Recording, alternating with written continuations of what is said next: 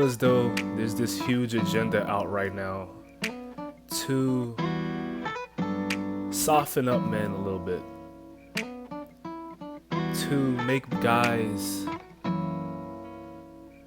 more in touch with their emotions, to just get guys to soften up a bit and be more emotional and speak more about their mental health and all the good things. I understand that, having good mental health, but there's times where if you're trying to attract women, there's probably no bigger turnoff than an emotional guy, a guy who's always in his feelings about different shit, just very, very emotional. Like, if you're an emotional guy, that's not gonna work with women.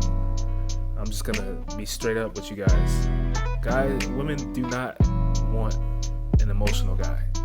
A guy who's always crying about some shit, always sad about it, always angry. They don't want that type of guy. And that's just to keep it a buck. If you want to attract the right type of women, you're gonna have to be a little bit emotionally unavailable. And it's worked for me, going through life. I've understood how I felt about shit, and the outlets and way I've gotten through shit is just to write things down. Honestly, it was a thing before it became big and they started making these like coloring books pricey and shit. I just go and buy a coloring book, and it was a way to like mentally unwind. So I would just go to the dollar store, buy a coloring book, and just start coloring. It was a way for me to mentally relax and just be able to unwind. And then somehow within like the next few years, coloring books became pricey because people got on the same page, I guess, and just started to understand that, doing coloring books is a way to mentally relax. And I'm all about, mental health. I understand it. Like, it's a huge thing, and there's, it's a lot of people out here, they're struggling with depression, they're struggling in life, and I understand that. But at the same time, if you're trying to attract women, this is only, what I'm saying is, you're trying to attract women, there's no bigger turnoff than being an emotional guy. You have to be in control of your emotions. Check your emotions at the door. Because people don't give a fuck about how you really feel. To be honest, a lot of this mental health shit is a business.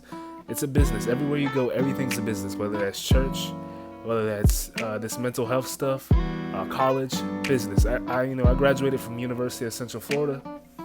And the real reason that they allow so many students in to this university is because they make such a great profit off of it.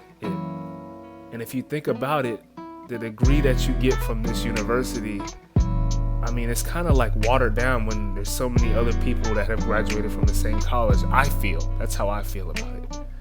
But nonetheless, get back to the emotional, unstable part. Just be able to keep yourself in check when it comes to your emotions.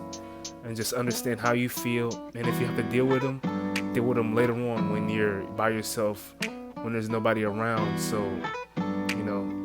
ain't nobody out here judging you about your, the way you feel. If you have to cry alone. Don't be around other people and trying to express emotions, because all they're going to do is look down upon you when doing so.